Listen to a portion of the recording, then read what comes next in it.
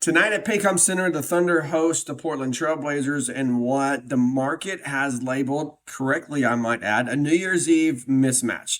Portland comes into this game at 14-19 on the season. Oklahoma City sits at a staggering 28-5. The line, well, the Thunder minus 15.5. And that's what's telling how big this number is because it hasn't moved. That's not hesitation from bettors, it's respect from odds makers. When a line opens at 15.5 and it stays there, the message here is pretty simple.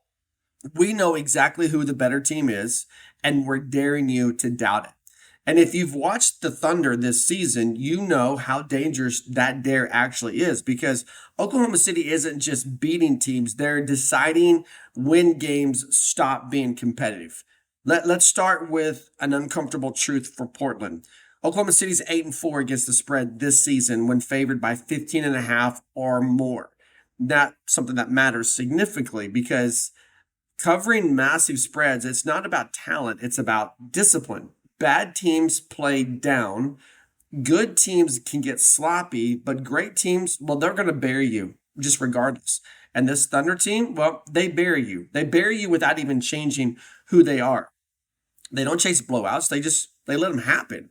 And that's why this matchup is so dangerous for a young Portland roster that still hasn't learned how to survive sustained pressure. Everything, as always, for Oklahoma City starts with SGA.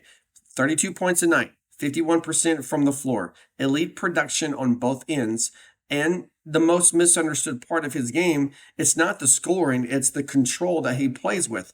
He doesn't match opponents. What he does is he solves them. Portland's got a very young backcourt. Talented, sure, but young. And SGA eats youth alive. Not with speed, but with patience. He drags defenders into decisions that they don't want to make. He forces help from places that collapse the entire defensive schemes. And once that happens, Oklahoma City doesn't rush. What they do is they punish. That's why this Thunder offense, it's not flashy, it's just suffocating. If you help, they cut.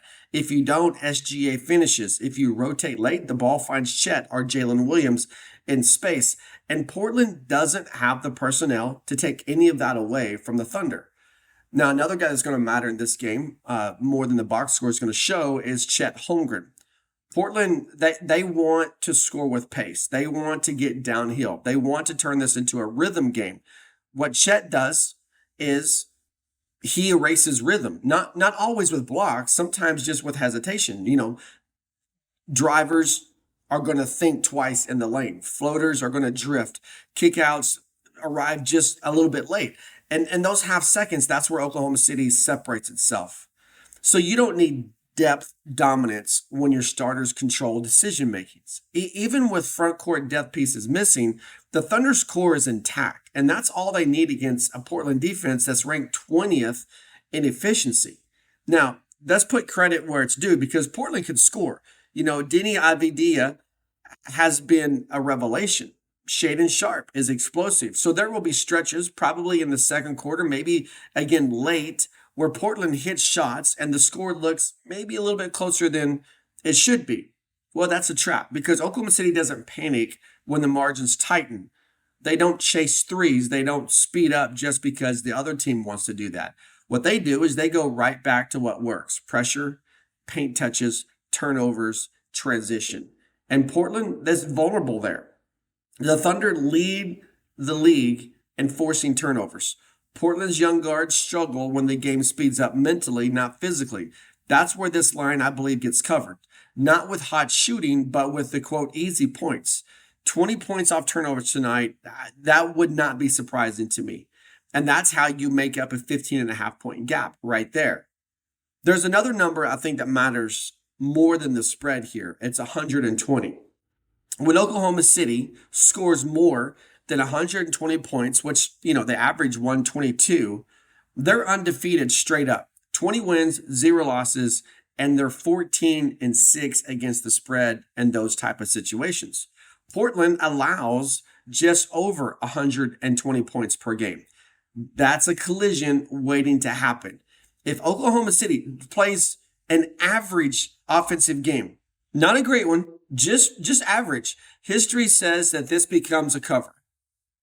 And at home, it's even more pronounced. Paycom Center isn't just loud, it's structured chaos. Oklahoma City is winning over 90% of its home games as a favorite, and they don't relax just because it's New Year's Eve.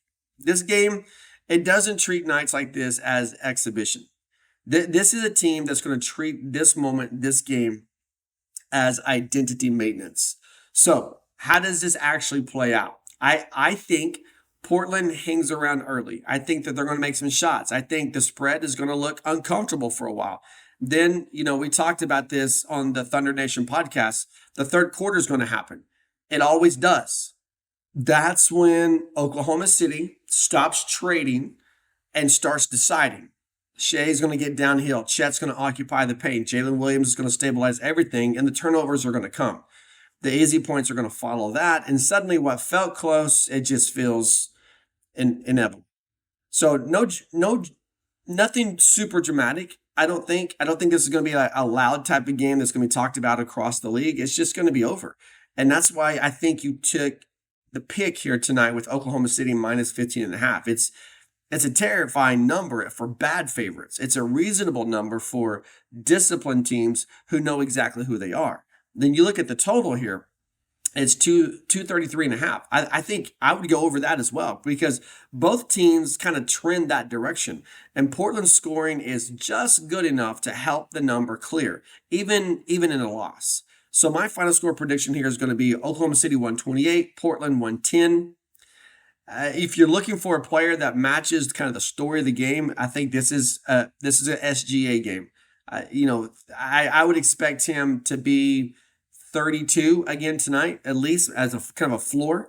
That makes all the sense in the world to me. Portland doesn't have the perimeter resistance to make him uncomfortable. And uncomfortable is the only thing that really slows him down. So tonight, it's not about fireworks.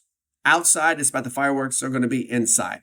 This is going to be confirmation about Oklahoma City, and they've been confirming this all season. They don't just win games. They decide how the games are allowed to be played.